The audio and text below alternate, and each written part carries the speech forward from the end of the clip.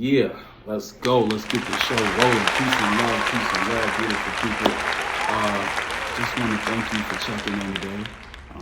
This is the Mental Wealth Podcast. Thank you. We're almost close to 30 subscribers. It's been moving. A lot of love, a lot of beautiful things been happening. So I want to salute you and yours for checking in. And if you can, please like, subscribe, share, and follow. Like, subscribe, share, and follow. All of these things matter, especially in this social media space. They pay attention to all of these things. So if you like what you see, if you like being a part of the show, if you like watching, getting the content, please like, subscribe, share, and follow. Look, today for the Mental Wealth Podcast, I want to talk to you today about generational wealth. I want to talk to you today about how important generational wealth is and how important that is for us when it comes to our mental health, when it comes to our mental wealth, right? How important that all of this ties in together, right? Even in your neighborhood, when you are pretty much looking at the things you don't have within your neighborhood. You're looking at the things you would like to have in your neighborhood. You're looking at the things that you lack. You're looking at the places that have more of an abundance, right? And then in some spaces, you're looking at the scarcity that's existing within your own community. And part of that is of course, some of that is very much systemic. A lot of that is systemic, right? But then the other part is us, or people that's in those communities not appreciating certain things that's going on in that community, or no one's bringing awareness to these things. So they just assume if you don't talk about it, there's no need for us to even create that space, and many, many more facets that go into that, right? It's many, many more thoughts, many more things that are playing a part into why a community doesn't have what it has. I mean, racism, the people that have great jobs that come from these communities, they leave, they go to other places. It's a lot of things, the gangs, the violence, you name it, redlining, black coding, all of these things play a part into why communities don't have what they have a lot of times, but also just not getting taught to appreciate certain things, that mentality, to hold value to certain things. And when you do have those things within your possession, some of us don't know what we have until it's gone. So, we're going to discuss all of that today. All right. So I just want to give that quick intro, and to also understand that generational wealth is incomplete without mental wealth, man. It's incomplete without your health. It's incomplete without the players, right? Some people are beautiful with their thoughts and the way they create things and put things together. And when that happens, depending on their lifestyle, because sometimes people don't know, this thing is going to pop. They didn't know this thing was going to work. And now it's been working for over 50, 60 years. The family's eating good. But now, you're starting to run into complications and injuries and issues because you didn't take care of yourself. So all of these things are one, man, but let's get into it. So the first thing I want to know, man, they say 70% of families pretty much lose their wealth by either their second or their third generation, all right? But emotional health also ties into that. It also ties into the ability to keep continuing generational wealth. So let's talk about that. What's generational wealth? Now, generational wealth refers to assets and financial resources that is passed down from one generation to the next, all right, providing further generations with financial head starts, all right? So if you're thinking about the Rockefellers, you're thinking about the Rothschilds, you're thinking about the Waltons, you're thinking about the Vanderbilts, you're thinking about the Gettys, right? You're going to think about the Gates, the Buffetts, right? All of these people. I mean, you can even tie it to, if you want, to the Carters, Jordans, all of these things are financial assets that someone is going to pass over to their family one day. Michael Jordan is going to pass that over to either his family one day or someone that has showed the competency level to run that business. LeBron James, right? His family If it's done right, and I believe so, he's going to be a great steward of his finances and his wealth. But these things are going to get passed down to his son and his son's son and his son, assuming they have son, or his daughter, right? All of these things are going to get passed down. Heinz Ketchup, right? These are generational businesses, right? And let's talk about that. What are assets, right? So we're talking about real estate, and I'm going off here, right? So we're talking about real estate, we're talking about home and rental properties. We're talking about family businesses. Chick-fil-A is a family business. It's a family business. Walmart is a family business, right?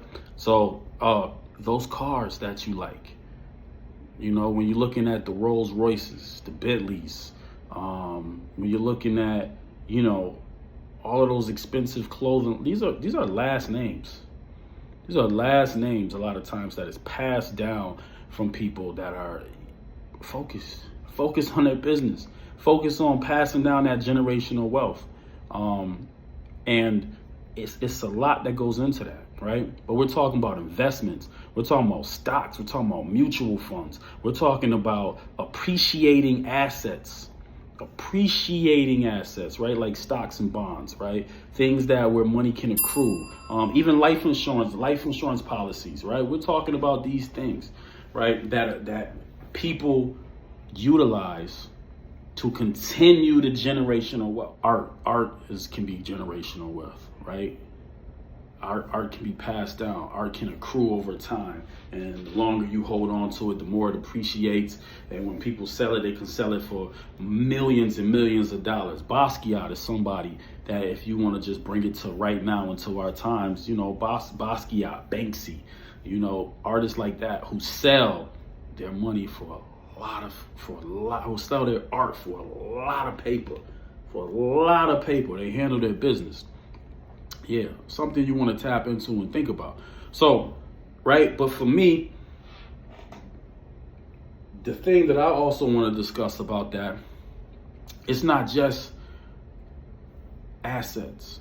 It's also knowledge. It's also skills. It's also wisdom. It's also important books. It's also information that needs to be passed down. And the Bible, even when you read the Bible, right? If you read the Bible, there's also families that the Lord tells you, don't mess with those families. That family in that region, in that land, that's off limits. If you mess with that particular group, you're gonna ruin what you have going on within your own family, right? So it's extremely important, even when it comes to generational wealth, who you align yourself with. That's why when you get with somebody, and we're talking about on a mental level, we're talking about when you get with somebody, you got to kind of look at them and really assess the situation. I remember I was in class with this girl, and she was like, when I get with somebody, I have to know what's your credit score looking like. I got to know those things, right? Like this determines the type of person you are. Now we know there's a lot that goes on within some of these neighborhoods. And I come to realize that I have grown up a little different than a lot of people. So a lot of things that has become common in my life that I have experienced, you may not be privy to that. That may not be your world. So I just want to say some things I express, some things I talk about. I also want to let you know I do that from my experiences, or just from the things I have read, the things I have looked up, the information I have researched. So I don't want to say this is a monolithic thing, or I don't want to say this is something that's happening in everybody's life, because it can look different for each and every person. And I want to tell you, I'm not a trained professional on all of this stuff. So a lot of this is just done through research, things I've looked up, things I've experienced, things I've heard, from people that I trust. So, just understand that. I'm sure it's different, definitions for certain things, different topics, different ways of explaining that. But this is where we at right here. You on the #1 podcast when it comes to mental wealth. And I want to tell you this. I named it the Academy of Mental Wealth just to make sure you know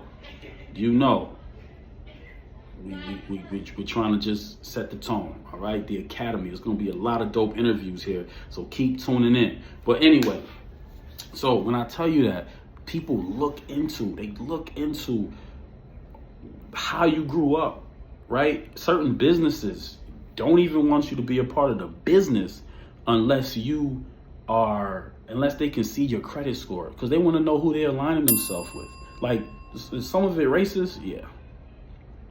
Yeah, right? One of the things I've learned, it's all about your race, it's all about your class, and it's all about your gender, especially within America. It's all about your race, your class, and your gender, especially in America, right? Your race, your class, and your gender. A lot of times, those are like the three biggest things that affects you here. And obviously, it's the money, right? And racism takes a toll, especially on black men within the United States. Racism weighs heavy.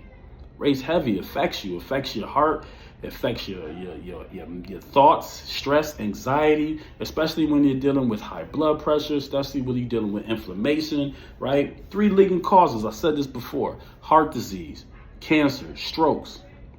Heart disease, cancer, strokes are the 3 biggest causes, right? So the more we know, the more we grow. So that's why I tell you, ownership is key. Ownership is key. It's one of the key things you can do. When you get some money, you can free up yourself from the stress of working for somebody who already, in certain spaces, I'm not saying it's for everybody, who already gonna treat you like you ain't nothing, who already gonna talk down to you, act like you ain't nothing, act like you ain't got nothing. Because once you be able to own things, money is freedom. Knowledge is power, and money is freedom, and money is power. And once you decide to get those finances, once you decide to accumulate some wealth and do better for yourself, you start feeling a little bit confident. The ice become a little colder. The girls start smiling a little different. Let me back up. That might not be what everybody want to hear, right? Money isn't everything. I don't want everybody to think money isn't everything. Money is everything, because money isn't everything. A lot of your value, majority of your value is intrinsic. Majority of your value is inside of you. This is where everything is. This is your temple. Everything is inside of you. But in this shallow world we live in, finances mean a lot. Passing down money for your next generation can eat, and your next generation can, produce their own academies and produce their own institutions, or have their own systems in place to accumulate wealth and to make money and get the cash. That means a lot.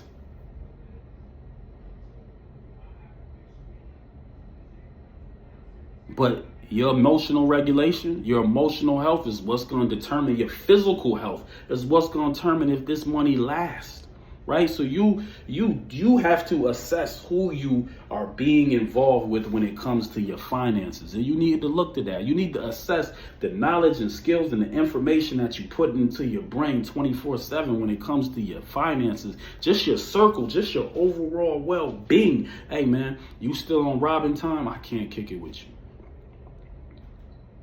You still going out looking for girls and trying to get drunk and high 24/7. That if that's your space, cool, but that's not the type of timing I'm having. The wicked shall perish. The wicked will perish. So you need to get on time of righteousness. You need to get on time of accumulating wealth and expanding your knowledge, increasing your health, getting those push-ups in, getting that jogging in, right? Eating better foods, right? Less sugar, less refined sugar, more refined time reading and refined time spending with your family.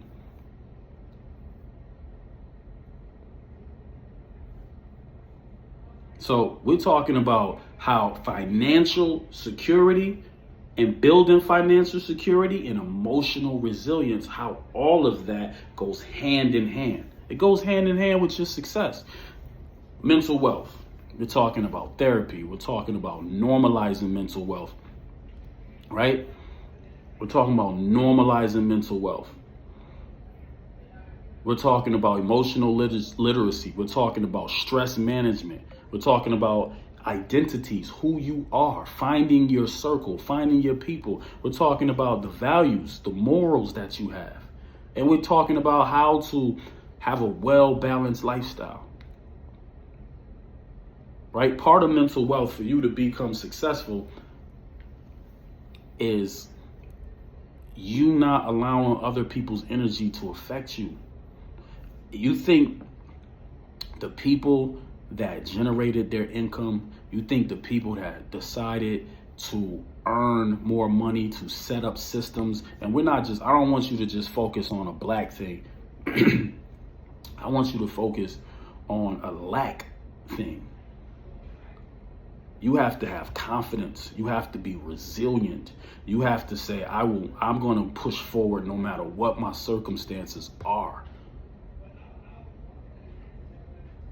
I'm not going to allow anyone to take me off of my course. I'm not going to allow anyone to hold me back, right? You got to learn to, even when you feel certain things that are racist, that is discriminative, right? Even when you feel things that are misogynistic sometimes, unfortunately, right? Or things that degrade you, or things that hold you back, or things that's put in your way to make you feel small. You got to learn to to handle those situations. And guess what? You got to learn to move forward.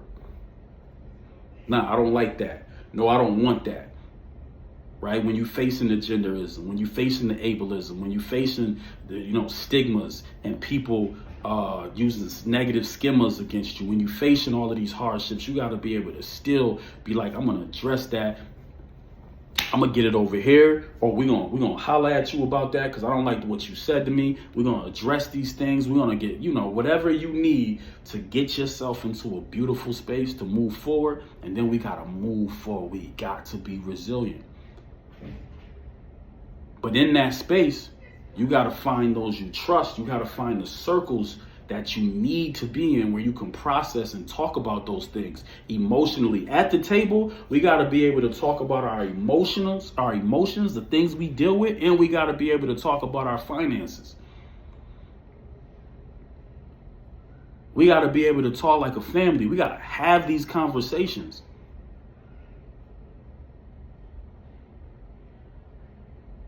So the money, without talking about the mental health, creates nothing but cycles.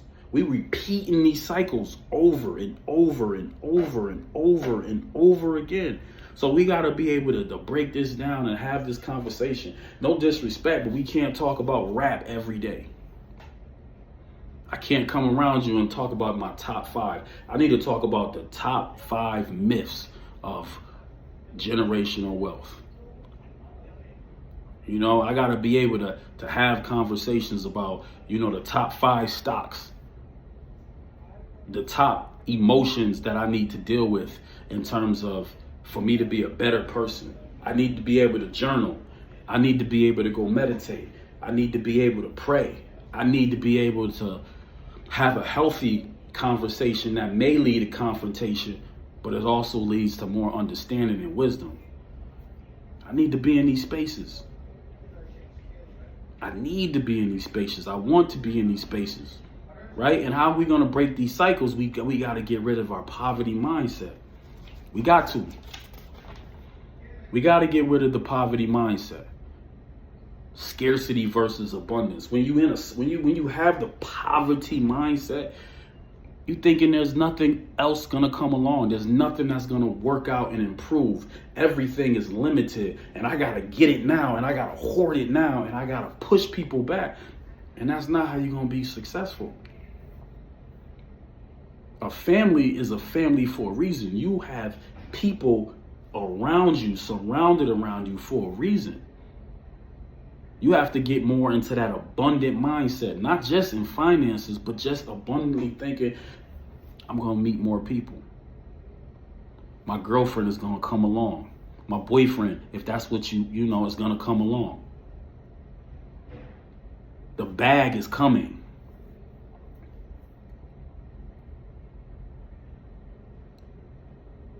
I'm going to be a better person tomorrow. I'm going to find help. I'm going to seek help. You know, when you living into a negative, a scarce mentality, you think none of these things are gonna ever improve. None of these things are gonna change. That's how the devil wants you to be. He talks to you, gets into your ear. You're gonna always be broke. You're gonna live like that for the rest of your life. My family don't have any talent. Oh no, we don't do good with money. Right? And guess what? That's how you stay broke. That's how you stay broke.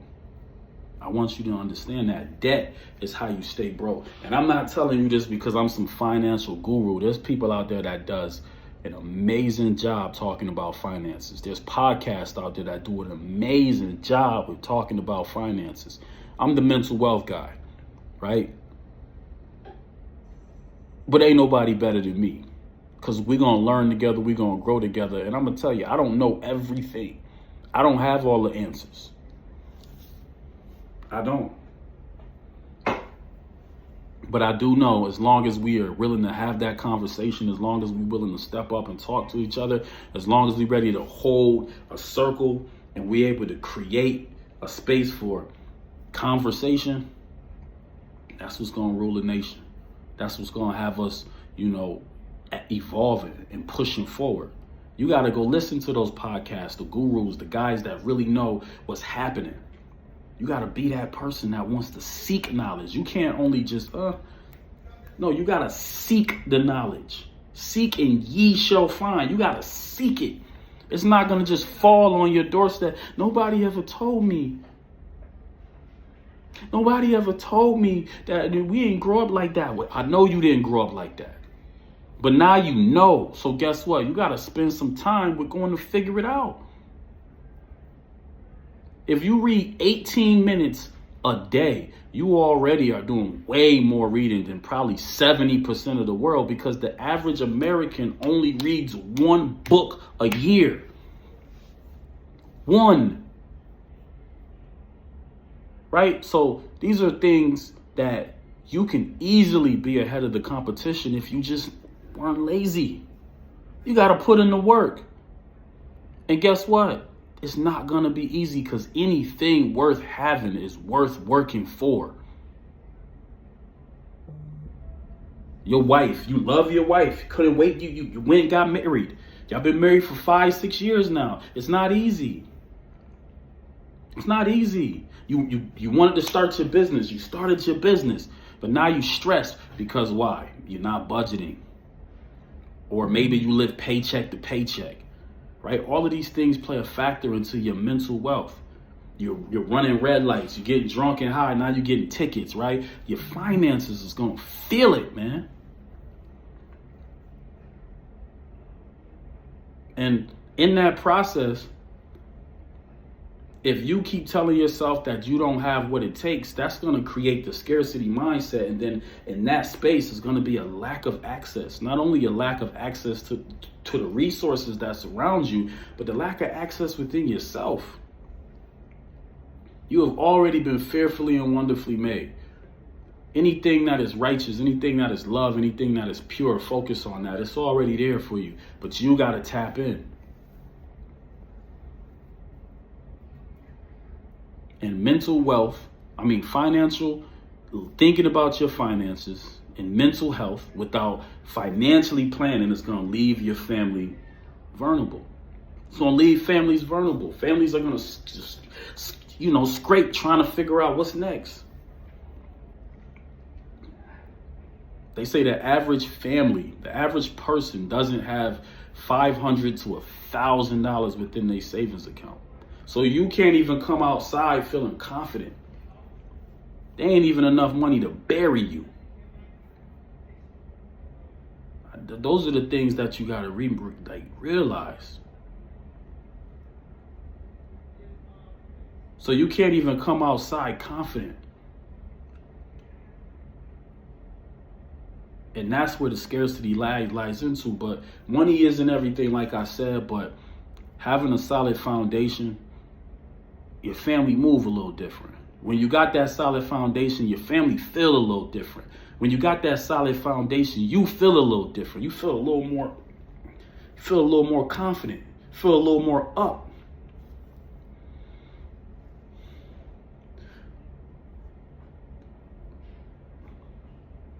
When you decide that you want to live reckless, your family has to pay for that. Them hospital bills, they have bankrupt people. I seen a family member charge one time. This person went to the doctors like all the time. I seen the charges on the bank, on the statements, right? When a credit report was was made. And I think they got rid of these now. But all of those visits, those little surcharges, all of those visits, within like 10, 20 of them on there within a year, it was just added to your credit report. It was just added to the credit report. That's how you gonna pay without having good luck. I mean, without having good health. So what you don't heal will be revealed in a doctor bill. That's one of the illest statements. You know, something for people to know.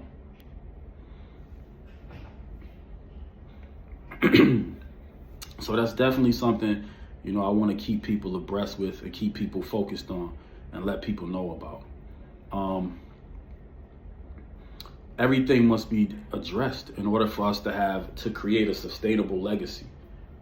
It all got to be addressed for us to have a sustainable legacy. All right?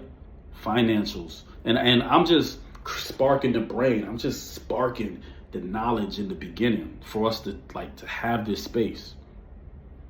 But I'm not saying we're going to solve it right now, but I'm also saying this is where we get into it.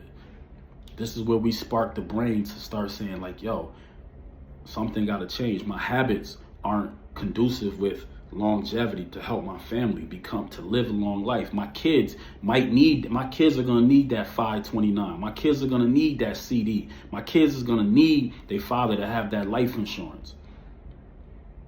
Because if that's not around and we paycheck to paycheck, we don't even have enough stash for the emergency, because when the emergency comes and it happens, now we outside and we don't have a place to go. Those are things that you got to think about.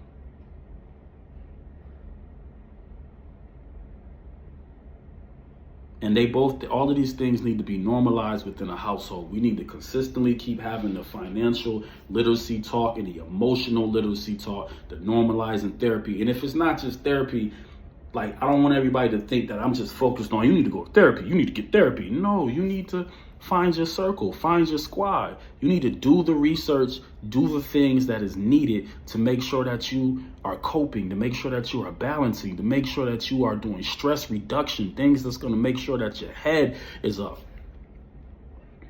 And finances play a big part of that.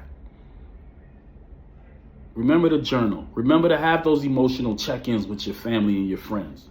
Remember to have that dialogue with your family and not be afraid to have that conversation. Because when you have that conversation, you leave feeling a lot better. And sometimes you might leave feeling bad because everybody harped on you and everybody came down on you. But you got to break the cycle, bro. You got to break the cycle, shorty. I do want you to know that, man. The black median across the United States was 44,890. That's the black median. You know what the average white median was? $285,000. I want you to understand that. That's $15 for every $100 in the white household.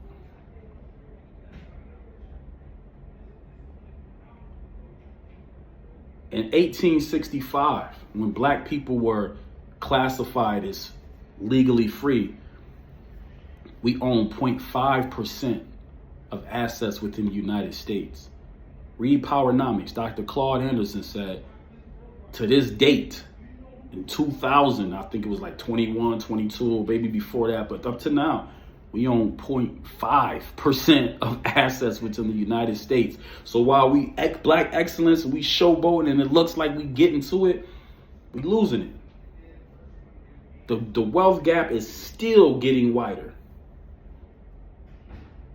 So we got to continue to increase our financial knowledge, but even those that are smart, those that are geniuses, I need for you to tap in with your physical health. I need for you to tap in with your emotional, your spiritual health. I need for you to tap in with your well-being as a person and do the work to stay here and live a long life. You're valuable. You're somebody. We need you. Your community needs you. Your family needs you. Peace and love, man.